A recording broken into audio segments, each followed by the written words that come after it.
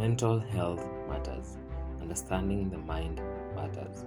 Here at Mwalaa Mtengo, we challenge stigma, explore psychological insights, and equip you with the tools to enhance personal development and a fulfilling. We unlock the power to transform our lives. A healthy mind, a healthy life.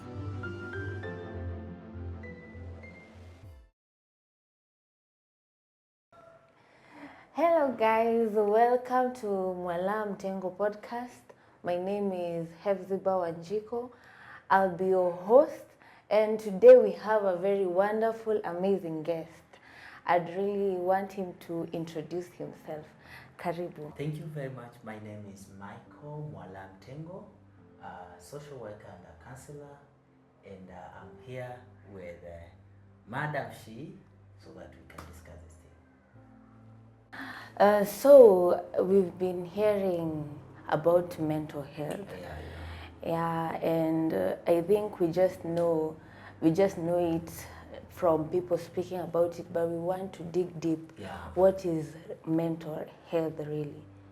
Yeah, mental health is a very important concept in the life of a human being. Okay. Because for this body to function effectively, it depends on your mental status. Okay. So mental health is an engine to human functioning. So if you want to experience a personal development, your mental health must be okay, or your mental status must be okay. Many people they don't understand, you have said, they don't understand the whole concept. The school does not understand the whole concept, the church does not understand the whole concept, the family does not understand the whole concept. That's why today we have human beings who are not functioning effectively, who cannot live the life that they are supposed to live and experience that personal development. Okay. So let me just define the word mental health. Mental health it can be defined as psychological and emotional well-being of an individual, including what he believes, his attitude, and his behavior. Okay. So there's a relationship between what you believe, your attitude, and Your behavior. behavior. So the mental health, it impacts the life of a human being because it is the behavior that produces results. So I want to start with an individual. And an individual can be impacted negatively by the mental dysfunction. Okay. The family now, the couple, the people who are getting married, if they are not okay mentally, they can have problems, which can be transmitted to the parenting system. Now, this is the wife and the husband. They have married to each other. Okay. They have given birth. Because they are affected mentally, they are not good mentally, it can affect the way they are going to parent the child.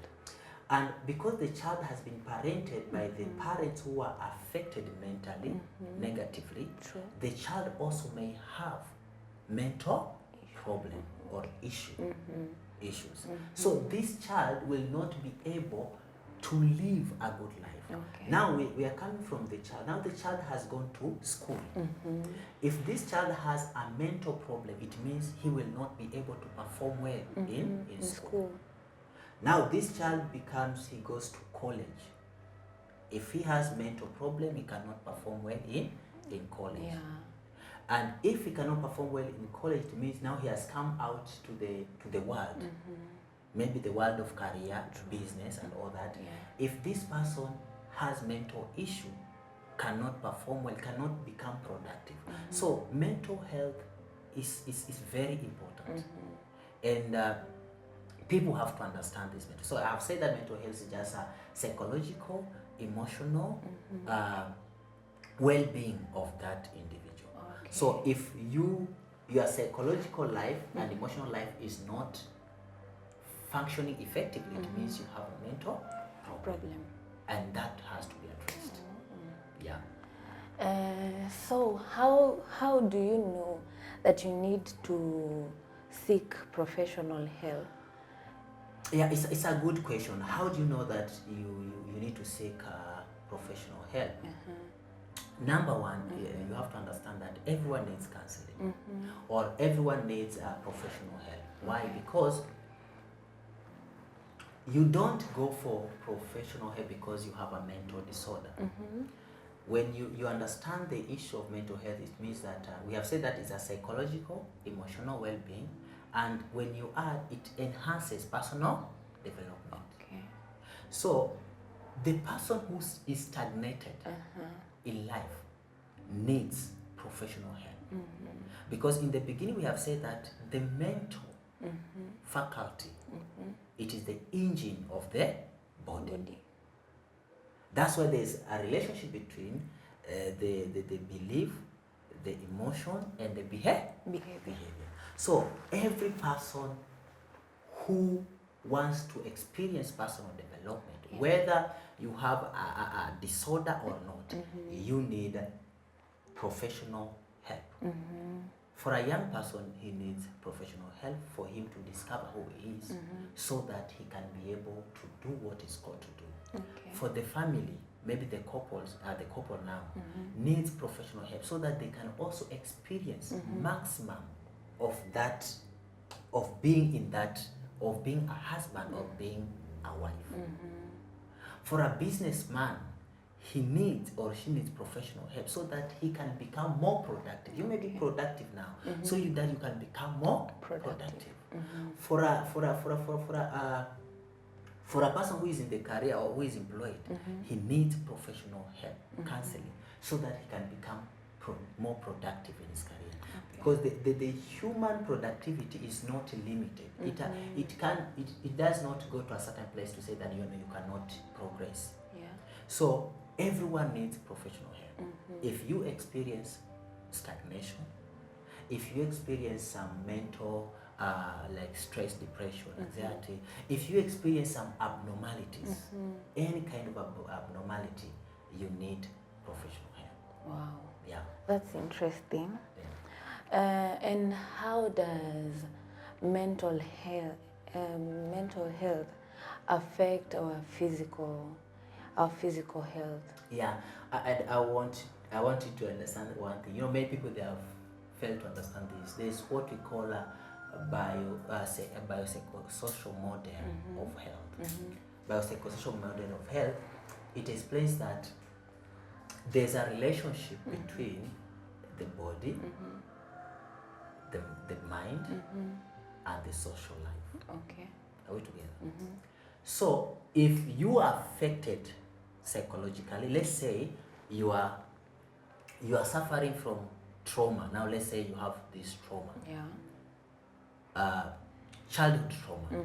It means that socially you'll not be able to do some things expected of you to do socially. Okay. For example, a person who is who has a trauma, childhood trauma, in terms of issues of how he was treated by the parents, how maybe he was treated by the friends, he has developed trauma. Sometimes this person, maybe he has reached to a stage whereby he needs to get into a relationship.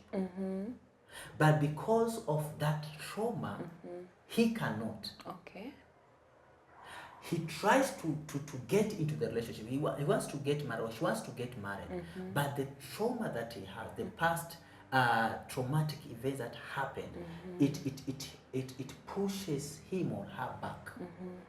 And you will see this person fearing getting to relationship, saying that all men are bad, saying that I cannot get. Okay, he feels or she feels that really he needs, but this unnoticed or hidden force that pulls him back not to go after what he thinks he needs.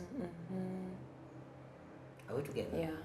So there are those. That's how the mental issues or mental health affect our lives.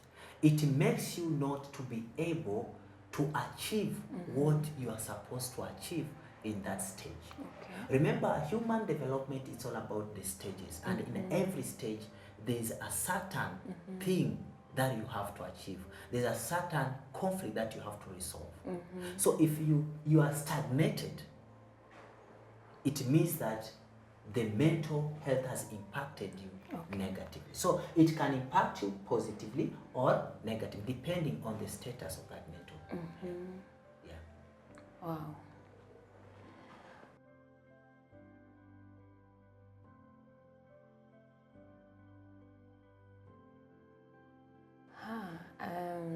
For instance, Yeah. I know you come across people who are struggling. So when you meet some of your clients who have come to seek for help. Yeah. So how do you take them through, and what are the stages, and how long does it take? Because I know many people tend to give up, thinking probably it's way too long. Maybe I cannot come out of it. Yeah. And the fear of probably opening up. Because I feel like traumatic experiences are hard to deal with. And the as a psychologist, how do you help the people, your clients? How do you take them through these stages, and probably how long does it take? Before we say how do I take through those clients, the stages and all that, first of all, we have to understand one thing. People do not fear to open up. People do not fear. They don't have the fear. The problem, these people, they don't see the people whom they can trust. True. That is the issue. They want to open up. They want to be assisted, but nobody is there to be trusted. You know, a client coming to you, maybe you're a pastor, maybe you're a teacher, maybe you're a counselor, a social worker, or a psychologist, or a friend. A person coming to you and tell you, this is what I'm going through, it means this person has accepted to be vulnerable. True. So now it's upon you as a person. Will you be able to safeguard the vulnerability of that person? Because it's not easy, as you have said, to open up what you have gone through or what you're experiencing. Some people, they're experiencing so terrifying things and shameful things. So when you see a person who has come to you to explain or to talk to you, it means he has decided or he has accepted to become vulnerable. So it's upon you, a friend or a pastor or a teacher, to be able to protect, to safeguard that vulnerability. So now, I want to say the people are willing to open up, but there's few people who can be trusted with the information. That's number one. So unless this is because we have different institutions which are helping young people, we have the church. Unless the pastors pull up their socks, we are going to lose many people in the church. We have the school. Unless the school, the teachers and the social workers and the counselors employed pull up their socks in terms of the ethics, in terms of the confidentiality and all that, to create trust to these people, we are going to lose many students. Unless the society or the people in the community pull up their socks to ensure these people that you can trust me with your vulnerability. We are going to lose many people to drugs. We are going to lose many people to bad things. So let's go to the other question that you have said. What is the process of helping this? I think that's the question of helping this person. When, you know, there's what we call professional counseling. Okay. So when a person comes to me, the first thing that is supposed to be done, it is the assessment. It is assessment. Okay. After assessment, now we are going to see what are the presenting issues and underlying issues. Or we are going to see the problems now hindering this person to experience personal development. Okay. Because mental problem or mental issues hinders that person to experience personal development. So we are going to get those presenting issues and underlying issues. Okay. And from there now, we will use the psychological interventions using all types of the theories. Depending on different factors. Number one, maybe the time we're together, the personality of this person, the orientation of the counselor himself, because we have those people who believes in cognitive behavioral therapy, we have those people who believes in psychoanalytic, we have those people who believe in different types of therapy, depending on what he believes. So we are going to apply the psychological interventions to help this person. And remember, there's a difference between counseling and advising. Okay.